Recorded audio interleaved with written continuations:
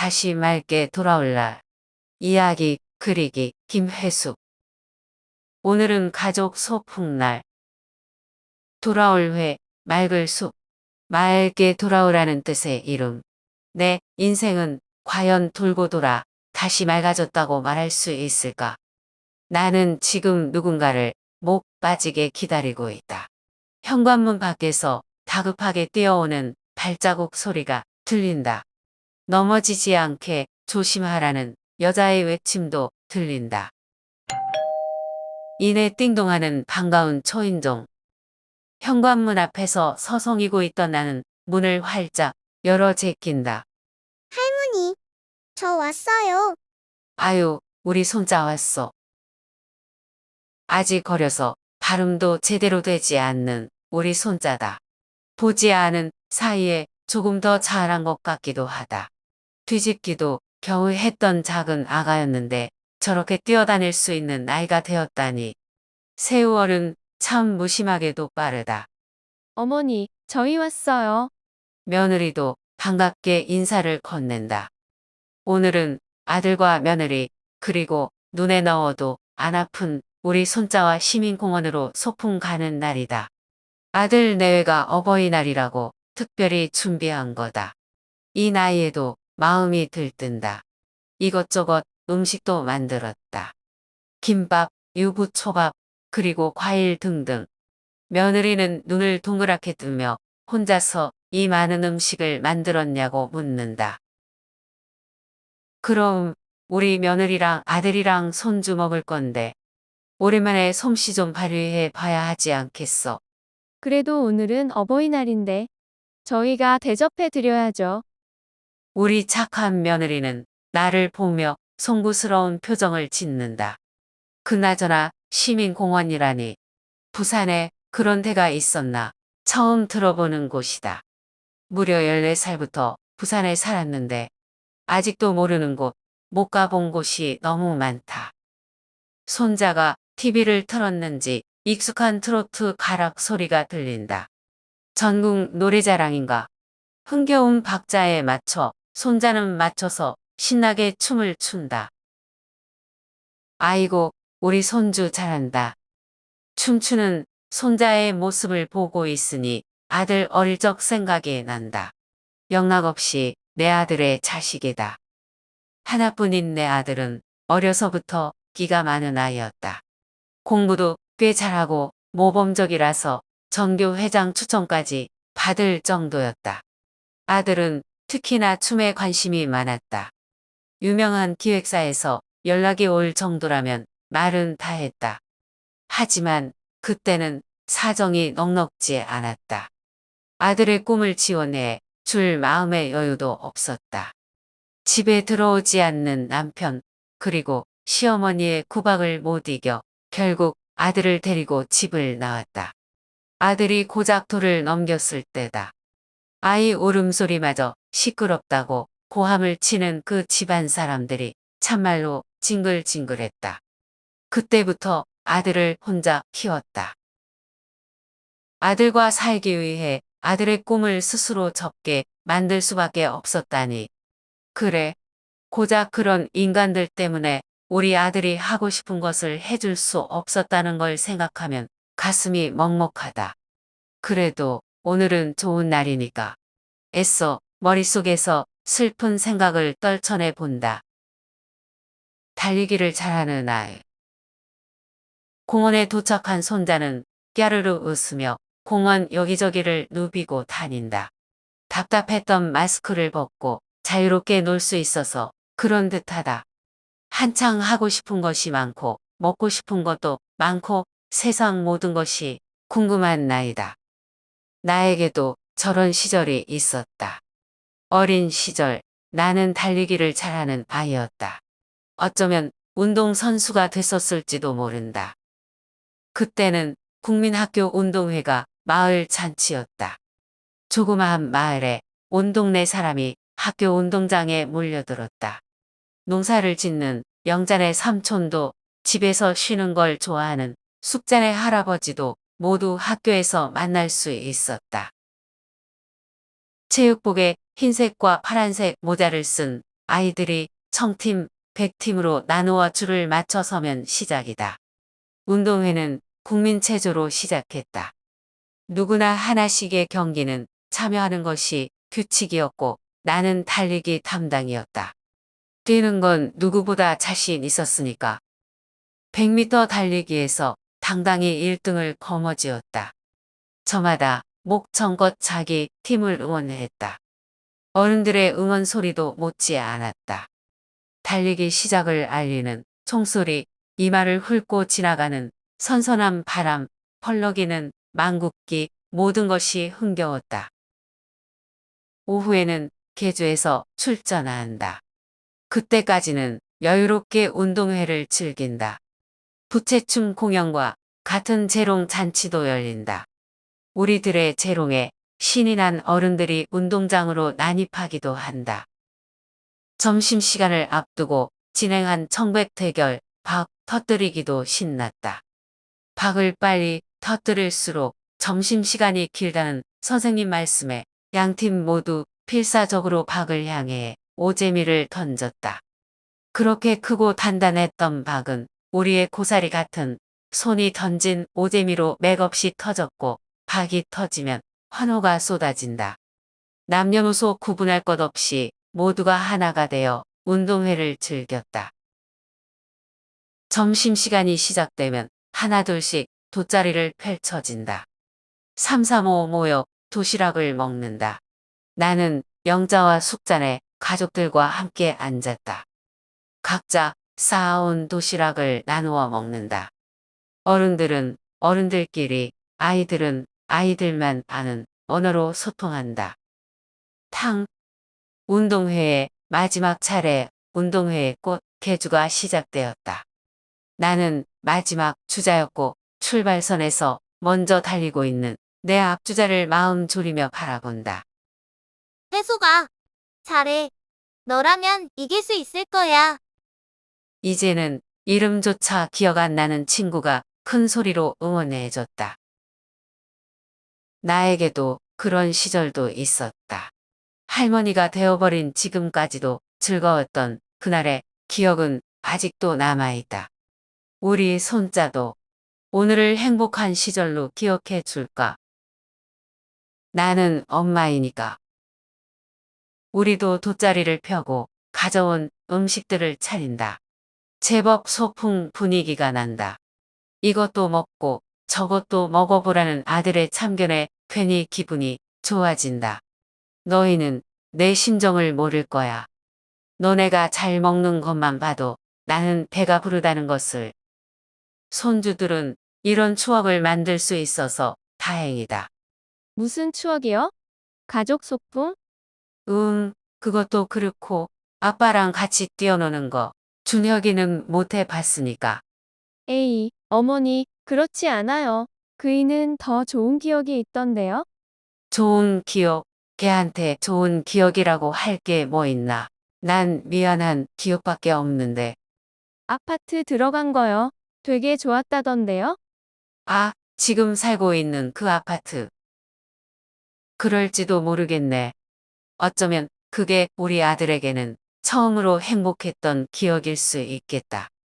그러니까 지금으로부터 28년 전인 1994년 우리는 BMC 아파트의 첫 입주자였다.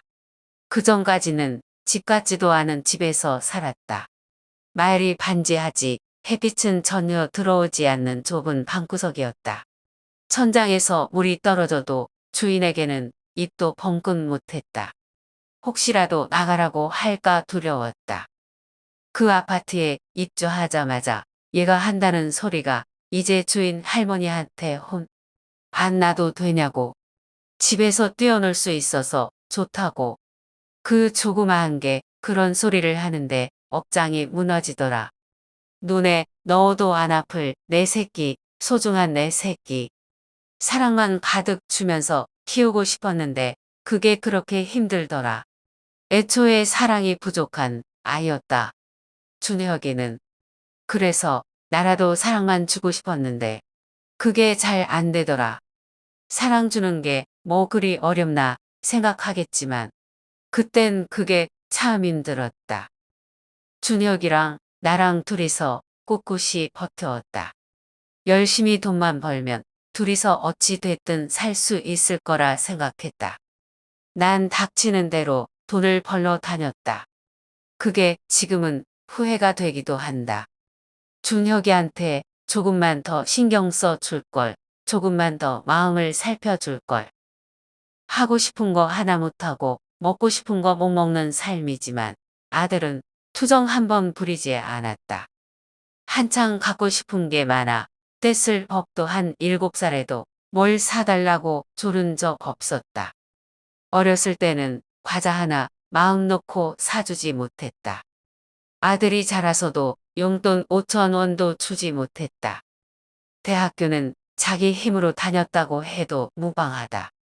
금전적인 지원은 거의 하지 못했으니까 참으로 미안했지만 그때는 다른 수가 없었다. 아들, 엄마는 지금도 가끔 후회해. 네가 하고 싶은 일을 지원해 주지는 못할 망정 막아버린 거. 물론 준혁이 너는 나를 이해한다고 하지만 그토록 원하던 그 일을 못한 게 한이 되어 내 마음속 깊이 자리 잡고 있을 것 같아. 그 일은 네가 트라우마를 벗어나게 할 정도로 좋아하던 일이었으니까. 그건 중학생이 겪을 일이 아니었지. 아니, 어느 누구도 겪어서는 안 되는 일이었어.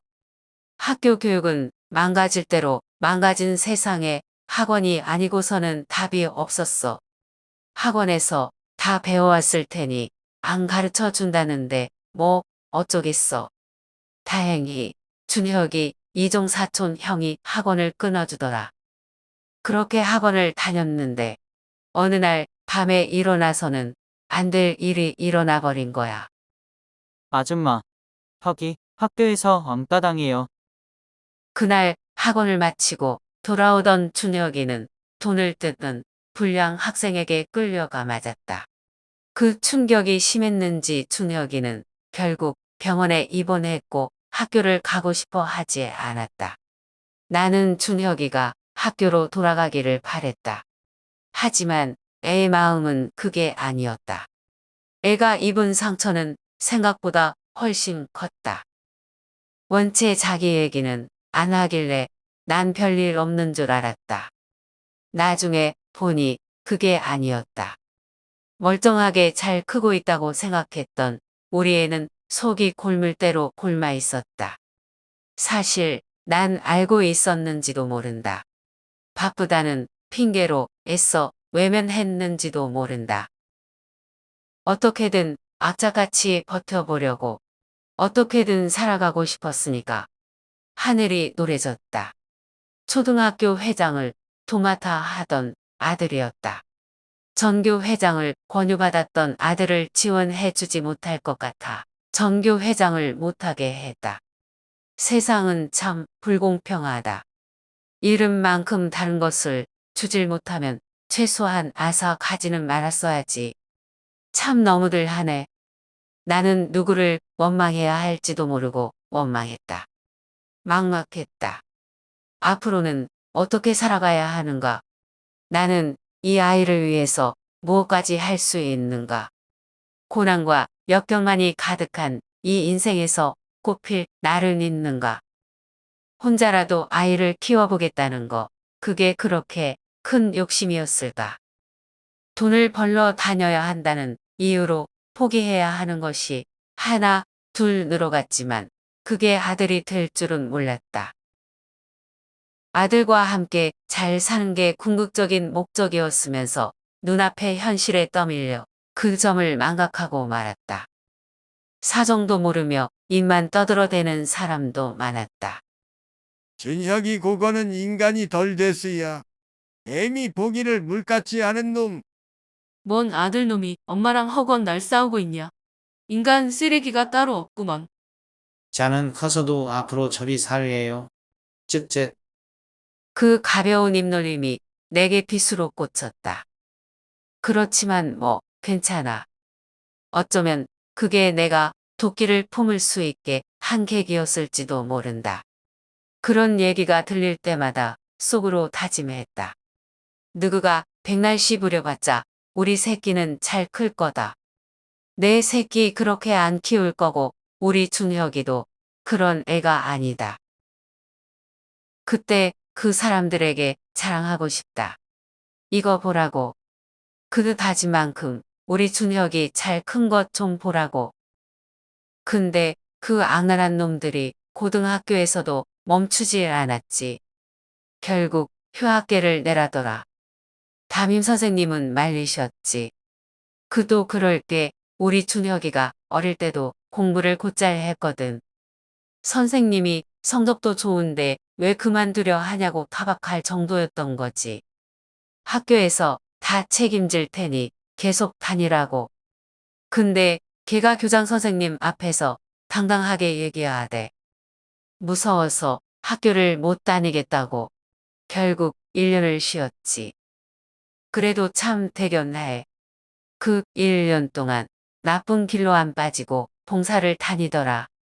아이들에게 춤을 가르쳐 주면서 점차 활기를 되찾았지. 사람은 역시 자기가 좋아하는 일을 하며 살아야 하나 봐. 좋아한 만큼 잘 추기도 했고 그걸로 다른 사람을 도우니 자신감이 생긴 거지. 연예인들 있잖아. 그 박상철이니 뭐니 이런 사람들. 그 뒤에서 춤도 추곤 했지. 그게 어쩌다 보니 박진영이 눈에도 들었나 봐. 박진영이가 오디션 좀 보러 오라 했는데 내가 말렸어. 내가 후회가 되는 게 그거야. 그거라도 밀어줄걸. 그때는 왜 그랬나 몰라. 어쩌면 춤추는 게 그때 준혁이에게 유일한 낙이자 희망이었을 거잖아. 마음 구석에 꽁꽁 숨겨놓았던 이야기를 아들 며느리는 묵묵히 들어준다. 위로나 공감 그런 건 바라지 않는다. 그렇기에 이제라도 솔직하게 털어놓을 수 있는 것 같다. 두서없는 넋두리를 들어주는 사람이 있어서 그래도 다행이다. 손자가 그린 우리 가족. 어버이날이라 그런지 가족 단위로 다들 구경을 많이 나왔다. 행사도 여럿이다. 아들이 손주를 데리고 사생대회에 참가하러 간 사이 플리마켓인가 뭔가를 둘러본다. 천막이랑 테이블을 차리고 손재주 좋은 사람들이 직접 만들 물건들을 파는 건데 우리 며느리는 나도 참가했으면 좋았을 거라고 추켜 세운다. 에이, 내가 무슨 손재주로 저길 나가. 나는 그냥 취미로 하는 초보자인데 뭘. 무슨 소리세요? 어머님 수세미가 얼마나 예쁜데요? 질도 좋고 파는 것보다 더 좋아요. 며느리의 칭찬이 듣기에 나쁘지는 않다. 오늘은 유달리 기분 좋다. 별일 없지만 특별한 하루다. 죄다 처음 해보는 것들 투성이었다. 이 공원도, 이 소풍도, 이 풀 머시기 마켓도. 가족들이랑 오셨어요? 예, 아들네랑 왔어요. 아이고, 어버이날이라고 챙겨주는 가족들도 있고, 참 복 받으셨네. 손수 만든 수제청을 파는 여자가 내 시선을 쫓아 멀어져 가는 아들, 손자, 며느리를 쳐다보며 말한다. 남들 눈에는 지금의 내가 행복해 보이는 건가? 행복은 내게 멀고 먼 것이었는데 과거의 고생은 오늘을 위한 것이었나? 괜스레 안심이 된다. 갓 돌진한 아들을 데리고 집을 나오면서 들고 나온 것은 고작 10,000원 그것뿐이었다. 피도 눈물도 없는 그 집에서 도망칠 수 있다는 것만으로도 충분했다. 하지만 단돈 10,000원을 쥐고 아기를 업은 채 집을 나온 여자가 갈 곳은 없었다. 죄인된 마음의 친정은 눈길도 주지도 않았다. 겨우 생각난 사람이 대구에 사는 언니 집이었다. 한 달간 언니 집 지냈다. 자세한 상황을 설명하지 않았다. 그래도 언니와 형부는 눈치를 챘다. 그 집에도 더 있을 수 없었다. 부산으로 갔다. 한때 일하던 미신 공장의 사장님만 바라보고 간 거다. 다행히 사장님은 대뜸 찾아온 옛 직원을 반갑게 맞이해 주셨다. 형편을 듣고 선뜻 돈을 빌려주어 방을 얻을 수 있었다. 물론 완벽한 방은 아니었다. 사방 벽에서 물이 새도 수리해주지 않는 지하 골방이었으니 그런 성냥갑만 한 방구석에서 어린 아들을 데리고 악착같이 사는 걸 본 대구 형부랑 언니가 구원의 손길을 내밀었다. 내 아들에게 아빠 없는 자식이란 소리 안 듣게 잘 키울 기다. 그래. 좋다. 잘했다. 그러면 준혁이는 우리가 잠깐 봐줄게. 니는 여기서 자리 잡을 수 있게 일에 집중해라. 고민이 되었다. 이제 돌진한 아이를 품에서 떼어 놓아도 될까? 그렇지만 돌진한 아이를 돌보면서 일하는 게 가능할까? 이런저런 질문들로 머릿속이 복잡했다. 고민 끝에 준혁이를 형부네로 보내기로 결심했다. 그때는 그게 최선의 선택이라 생각했다. 아들과 나는 7년 만에 재회했다. 아들이 초등학교 갈 나이가 되어서야 다시 만났다. 초등학교를 보내고 더는 그 허름한 집에서 살 수는 없었다. 아니, 그러고 싶지 않았다. 어느 날 통장이 집을 방문했다. 우리 방을 둘러보더니 아파트를 소개해 주었다. 자리가 났으니 한번 신청해 보라던 그 말에 얼마나 기뻤는지 모른다. 당장이라도 들어가고 싶었다. 하지만 돈이 문제였다. 아파트 계약을 앞두고 50만 원이 부족했다. 당시 50만 원은 우리 형편의 큰 돈이었다. 그 50만 원이 없어 이 좋은 기회를 포기해야 하나. 이번에도 나를 도와준 건 형부였다. 네, 50만 원이 모자라서 그 아파트에 못 들어간다 칼라고. 계약금 극이 150만 원이라 카대요. 근데 내 지금 바짝 모아가 100만 원밖에 읍스가 못 들어간다. 뭐고 별일 아니구만. 걱정 마라. 내 50 있다. 보내줄게. 이거 갖고 준혁이랑 잘 살아래이. 그러고 보면 형부는 어려운 일 있을 때마다 선뜻 우리를 위해 나서 주었다. 멋있는 말을 잘하지 못해서 그냥 고맙다고만 했다. 내가 좀 더 말솜씨가 있었더라면 내 진심이 담긴 고마움을 진작에 전했을 거라고 지금에서야 말해주고 싶다. 하지만 무슨 말로 그 고마움을 표현할 수 있을까? 아이와 둘이서 살기 위해 나라의 지원을 받으려면 호적상 아이 아빠는 지워진 존재여야 했다. 그동안은 아빠 없는 아들 만들기 싫어서 오기로 버텨왔다. 그때는 이혼이 죄였으니까. 그 손가락질을 받기 싫어서 끝까지 이혼을 안 해줬다. 그런데 이제 끝을 볼 때가 왔다. 준혁이가 초등학교 3학년이 되던 해 비로소 나는 우리 관계를 정리했다. 속이 다 시원했다.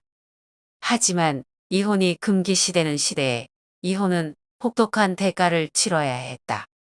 그래도 나는 나를 믿었다. 나는 엄마이니까. 내가 더 열심히 해서 씨앗을 뿌리고 꽃이 만개할 때까지 노력하면 그만이다. 나는 엄마의 역할을 다하기 위해서 노력했다. 일하다가 지치는 날에도 아들 생각을 하면서 꿋꿋이 버텨냈다. 우리 아들도 어린 나이에 감당하기 힘든 일을 겪었지만 기특하게도 잘 이겨내 주었다.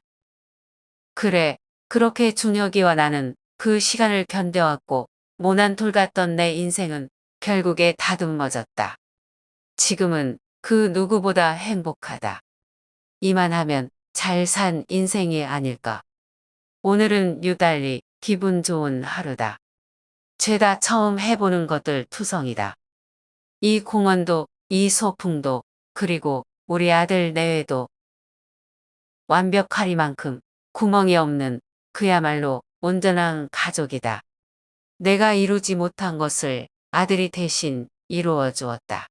가족이라는 울타리를. 이제야 조금 안심이 된다.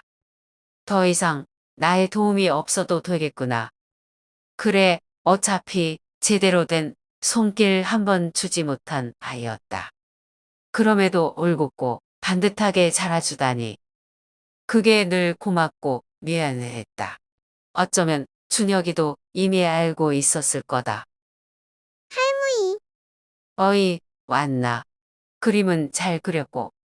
오, 이거 내 그림. 어머니, 애들 그림 상 탔어요. 잘 그렸죠? 우리 가족이네. 손자가 그린 그림 속에는 나도 있었다. 손자의 손을 잡고 환하게 웃고 있었다. 이게 바로 내가 꿈꾸던 삶이었다. 한 가지 소망이 있다면 이제 앞으로 뭘 하든 저 울타리가 망가지지 않도록 지키는 것. 나는 새로운 목표가 생겼다.